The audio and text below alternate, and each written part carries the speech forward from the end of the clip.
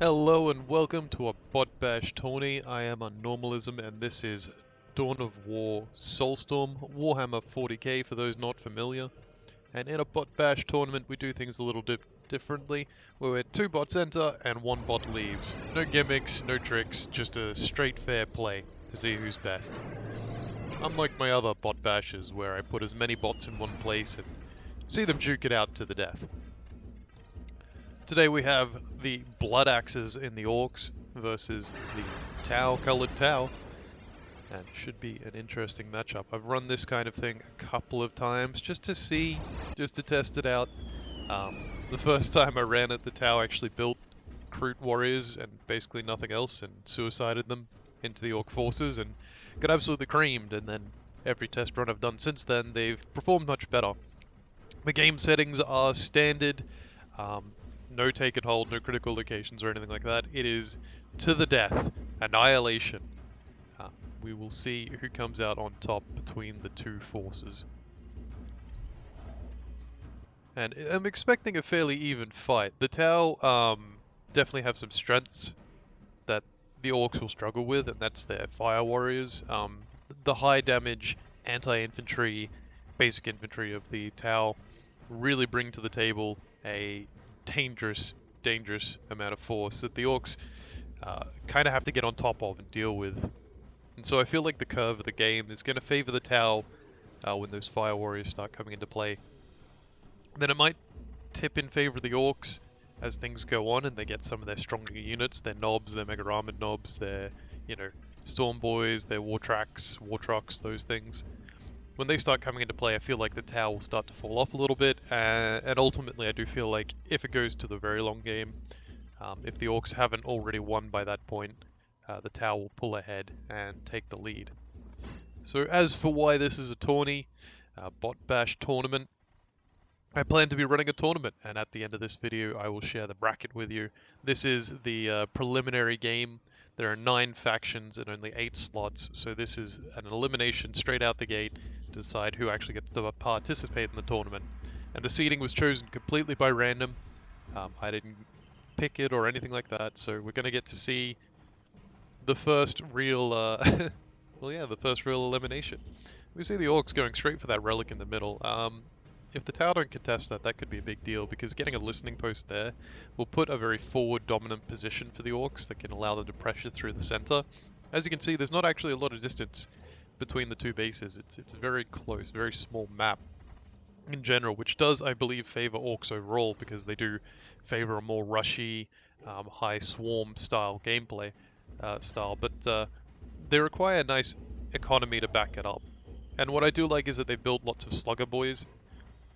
Slapping a Flamer onto Slugger Boys rather than building lots of Slugger Boys. Like, you build the squads, not reinforce them. And then each of them can have 3 Flamers, and then you can run just straight into the enemy with your Slugger Boys and really make some work out of it. And it looks like they will get that relic. Tau not immediately going to uncap it. They've got 2 squads of Fire Warriors out on the field, and there come the Kroots out now.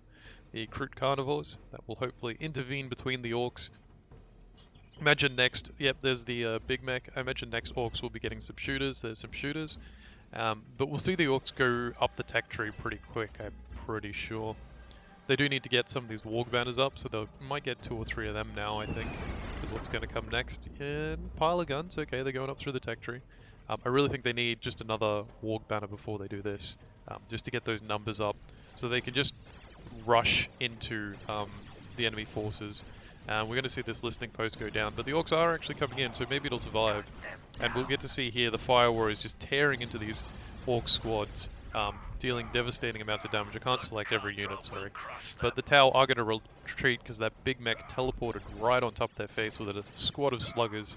And I agree with that decision to retreat, at least into a more favorable position until the enemy surrenders, stops chasing. That's really what you need. That listening post is not going to be long for this world. These shooter boys cannot face that off. They will get destroyed if they try. When that pile of guns comes up, that's when you'll see some interesting things start to come out of Orcs, because that opens up a lot of tech for them. And there comes the next Warg banner. I think at the point you've got a pile of guns, you want at least 1 more Warg banner. Not to say the AI is playing badly. I think they're actually performing quite admirably at this point. They haven't just thrown their forces into the meat grinder and died, as you know, sometimes the AI tends to do. We are using the advanced AI mod. It's a very useful mod. I'll link it in the description of the video. And in it, the AI plays a lot smarter, a lot better. They don't just cheat outright.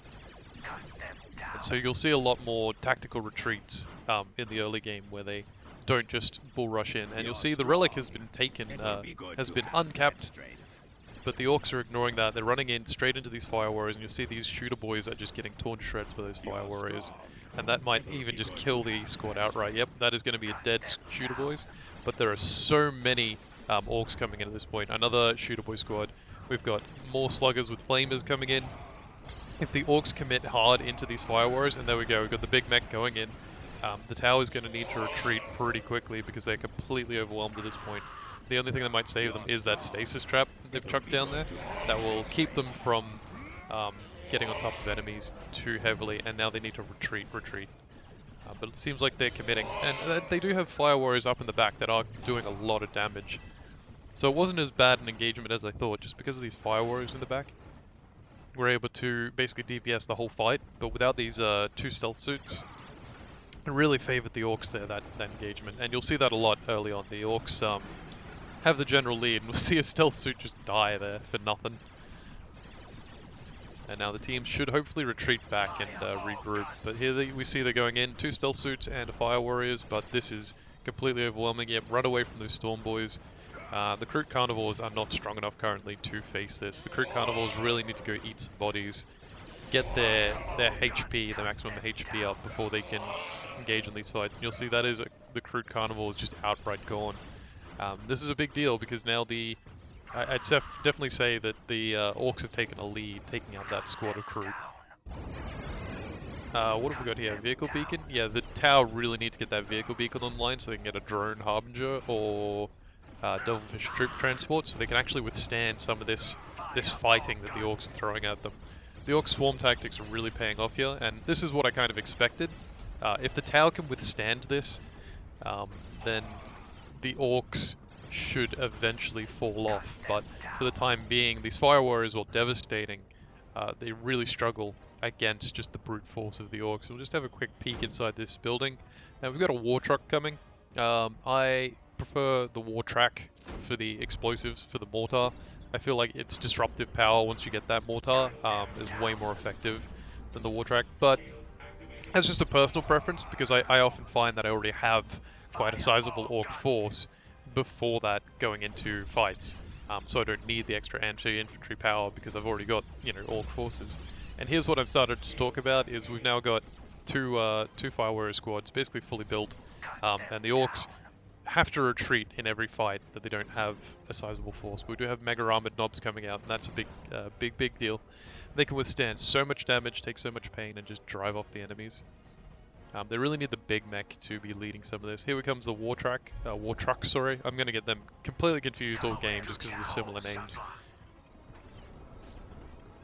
And that war truck invaluable for getting forces into the fray. There we go, the war truck's going to open up. We're seeing, actually, again, another slugger squad just absolutely torn to pieces with no retaliation. And you're going to see that a lot from the tower with these fire warriors, unless you really engage hard on them. And they have actually engaged over here quite effectively, and they're interrupting a cap over there. There we go, detected infiltration. Hopefully this will be a death of a stealth squad. Those stealth suits are so frustrating. We see a Skyray missile gunship here, and I think, again, this is where it starts to tip in the favor of the tower, because while they have the war truck, they basically have an artillery piece on the battlefield, and one of the best artillery pieces in the game, I'd argue. The Skyray is very accurate, where many other artillery have a slow fire rate and aren't so accurate. They rely more on the explosive power of their weapons, whereas the Skyray tends to be fairly accurate and fairly fast fire rate. But it's caught up in melee, and right now it's getting torn to pieces by these mega armor knobs. We see lots of fighting across the board. The towers still have their fire warriors just gunning, and those fire warriors... Oh, and there's the broadside battlesuit. That is going to make a big impact on this fight. I think the orcs at this point need to back up, because they're caught in like a crossfire of fire warriors on either side, very well positioned, especially in this pit. And so the orcs have just dove deep, but that's just going to get him killed, and there's the Devilfish Troop Carrier. And so they're going to probably lose these Mega Armored Knobs now. And that was basically a wash for the Orcs. They lost everything. They do have a Killer Can out, but that Killer Can's not going to do much when the Skyrig gunship starts opening up fire on it. This is the kind of thing I warned about, is the Tau, they have these anti-vehicle stealth suits. It really requires the Orcs to build up a lot of momentum to win this fight. And it seems like in this case they've lost that momentum in that big battle that we just saw, and now the Tau, using their massive range, don't even have to deal with the war banners, and that's just gonna, drive the Orcs off and potentially kill them right there. We do have a Knob squad. Yep, Knobs coming out. Hopefully they'll be able to get in there, make a big difference, but it's really tough for the Orcs at this point. What they need is, War Truck, Mega Armored Knob, and they just need to dump everything into the enemy's forces all at the same time, and not in pieces like they're doing right now, where they've just sent some in and gotten chewed to bits. Don't send the Mega Armored Knob in alone. He needs support. You need the War Truck both to go in. You need the teleport on the Knobs to dump them straight on top of the Fire Warriors. And we're going to see the Mega Armored Knob run away and potentially even die there. But with so much gunpowder just already deployed, it seems like this is going to be a pretty sure thing in favor of the Tau at this point, unless the Orcs get some pretty sneaky and clever plays. We do have tank busters, which invaluable for the Orcs to sort of potentially push back. I'm not sure what the Tau have for infiltration detection right now. Can Vespids detect infantry? Yeah, the Vespids can detect infiltrated, so they do have some means to detect the tank busters, but the tank busters are very useful at this point. They're not actually causing much in the way of explosions to drive off these forces, and they should really be focusing on the vehicles, but none of them are in sight, because they're just, there's the stealth one there, and the Sky Ray, again, just stands so far in the back. This is what I feared for the Orcs. I don't have a lot of hope for them at this point. They're getting completely overwhelmed, and it doesn't matter how many how many Orc boys you throw at this. You've got the 2 Fire Warriors and a bunch of stealth kits, and a broadside battlesuit is also just unloading. At this point, it seems basically doomsday for Orcs. The only thing they could do is like get some sluggers and come down here and start hitting some of this Pathful Nightmen, break over there, and hopefully do some damage. Otherwise, I'm not entirely sure what the play is, what you could break out. Orky Fighter Bomber, maybe. Do they control the midpoint? No, the Tau do. Yeah, so this is really just a bleak circumstance. What the Orcs could do is start producing sluggers like crazy, assuming they had the resources. Produce a bunch of sluggers and sit them in the back. Get flash kits. Flash kits would help you bail out of this. And then you send in your sluggers all at once. You drop some, hopefully get some Storm Boys or your big mech to teleport on top of one of these squads. And then you get the flash kits to just open fire. And you ignore the Skyray gunship. You don't build anything the Skyray gunship's good at. Because what happens is the Tau builds these stealth suits, and you can sort of see it now. Stealth suits, they upgrade to be good against vehicles, but that takes away their effectiveness against infantry. And Orc strength is their infantry. So what you want to do is bait the enemy into building anti-vehicle, and then transition heavily into infantry. And when you do that transition into infantry, your enemy only really has the Fire Warriors, the broadside battlesuits, maybe some Devilfish Troop Carriers or Drone Harbingers to fight you. But because their units rely so heavily on range, the stealth suits have no impact, the Skyray missile gunship has no impact, and you just drop on their valuable targets like the broadsides, the Fire Warriors, and pick them to pieces as quick as you can. And that's the kind of thing you could do to bail out of this situation if you're getting overwhelmed like that. But you do need to accept some losses and back up, and those flash kits, additionally, such a powerful Orc unit that they're very valuable for this kind of circumstance. And here we see a forward Tau barracks, and you can tell that the Tau is just going in for the kill here because they're building forward military production buildings to replenish and build up their forces on the fly. And here we see this is going to be the last throws of the Orcs, where they're trying to run in with what a little they had, but it was the previous attack where there was the big hitter. And with 2 broadside battlesuits, you are not busting through this. Like, this is impenetrable. 2 Fire Warriors, sorry. you got the commander. It's like a nice concave. They have no melee units, which is the vulnerability of Tau, the lack of melee units, making some of these range units so vulnerable. But when you are unable to bring to the battlefield, you know, something that can get on top of your enemy and survive long enough to make a difference, then, you know, you can't really do anything. And that's why it's actually better to build a lots of smaller squads and drop them in sometimes. Like, because you can reinforce and produce. It's just, look at this. There's nothing you can do at this point. There's too much firepower spraying on them. And this is the power of the Tau, and honestly, the Tau are kind of gross for this, and notorious for this. And this is one of the reasons they're my favorite team, but also a reason that I do respect anyone who hates them. I can totally understand it. Like, look at this. They've got 3 guys on the high ground, fire warriors. It's just like a staggered gauntlet. Like I said, what orcs could otherwise do rather than just running into this and dying is send some forces around here, like 2 squads of sluggers. Sluggers are surprisingly effective at just being a nuisance, and just send them over there, smash down some of this stuff on the right side, start taking away the enemy resources and building up your own. I'm actually surprised they haven't captured this critical point. It feels like something must have got up there and capped it, or possibly they just never got to that point. And again, that's a bit of a shame on behalf of the orcs, that they didn't previously you know, take control of all these points where the Tau has clearly done so. And so it was just a lot of factors here that sort of led to the orcs' downfall. The big one was that fight in the, you know, the mid game where the Tau hear the orbital artillery going off, where the Tau just sort of had that concave, the 2 fire warriors shooting from both sides, and the orc forces dove deep in on the Skyray missile gunship, rather than focusing on the fire warriors. The fire warriors were the real threat at that point, and, you know, it's a really tough matchup out the gate, to be honest. I think this is really unfair to the orcs to be put against the Tau straight away, but at the same time, it would have been worse if the orcs met the Tau in the final round. You know, they wouldn't have fared any better with this kind of play, and so it's kind of a good thing the orcs met the Tau here rather than meeting them at the end.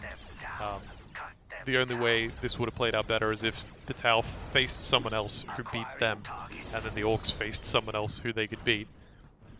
But the orcs is definitely a tough matchup for the AI. They really struggle with these kinds of things, and this is actually, ironically, because the forces of the Tau are over here capping things, the orcs have a chance to jump on these forces and kill them, but it looks like instead they're just going to run across here, run the gauntlet, and get absolutely shredded. And this is very unfortunate, but that is the way it goes. There's the Barracuda, a very, very competent air unit. It really does feel like the Tau got the best of all the expansions sometimes, you know? You know, when they came out, they were very strong to begin with, and they just have a very wide array of adaptable units with these stealth suits that have the, you know, ability to tech into anti-vehicle weapons. That's your basic unit that can turn into an anti-vehicle. It's very strong, has a lot of potential, and so those units have to be very weak, but the fact that they're also stealth infiltrated can give enemies a hard time. So it's a very strong unit in general, and then the Fire Warriors are just one of the most devastating ranged infantry units, just for the upgrades that give them the massive range and damage. They're so good. They feel like how I used to feel like heavy bolters were the best thing ever, and then I got Fire Warriors, and suddenly they were the best thing ever, you know? Because that's what they feel like. They feel like heavy bolters, basically, on basic infantry. Which, yes, is comparable to Space Marines and whatnot, but that is the reality. So, a very dominant performance from the Tau there, and we're going to take a quick look at the score screen just to see how painful it was, and then we will have a look at the tournament bracket. So here we have a Tau lead, a massive lead, surprisingly less technology, but that seems to be fairly common for the Tau, and there's me just in there as a little extra, just showing up. No, it's how I spectate the games, is I destroy myself at the start of the game and then just watch the AI, which is why it's on a 4-player map and not a 2-player. And so yeah, there you go. Very, very dominant performance from the Tau. As you can see, I don't know what to say. I mean, yeah, the Tau just overran that game. So let's go have a look at the tournament brackets. So here we are with the tournament bracket. As you can see, Orcs and Tau faced off in the preliminary round. In the first round, we will see Necron and Tau in the first match, Eldar and Dark Eldar in the second match, Space Marines and Sisters of Battle in the third match, and Imperial Guard and Chaos in the fourth match. Now, I do have some bias. I do hope the Necron will beat the Tau, but I think the Tau might just go on and win out the entire tournament. Um, Eldar ideally win out against Dark Eldar and then beat Tau and then go on to the finals. Space Marines, I think, will probably beat Sisters of Battle. And then into the next round, I think they'll face Chaos. Imperial Guard, I don't believe, will win against Chaos, so we'll see Space Marines versus Chaos. And then they will hope, I think, it's anyone's game at that point who goes into the finals between Space Marines and Chaos. And then the finals, ideally, we see Eldar versus Space Marines or Eldar versus Chaos. But we may see Tau versus Space Marines or Tau versus Chaos. I really don't feel like Imperial Guard are going to do well unless it's a big map, a bigger map size. And especially if Imperial Guard ends up facing someone like Tau or Necron later on, I feel like the Imperial Guard will get torn to shreds, basically by the entire top bracket. In fact, I feel like the Imperial Guard doesn't have a good matchup in the entire tournament. Maybe Space Marines, maybe Orcs, depending on how big the map is and how much time they get to build up their forces, because the Imperial Guard really needs that momentum to get going. Sisters of Battle, I don't think they're bad. I just feel like it favors Space Marines overall. Dark Eldar, I've never really felt wowed by.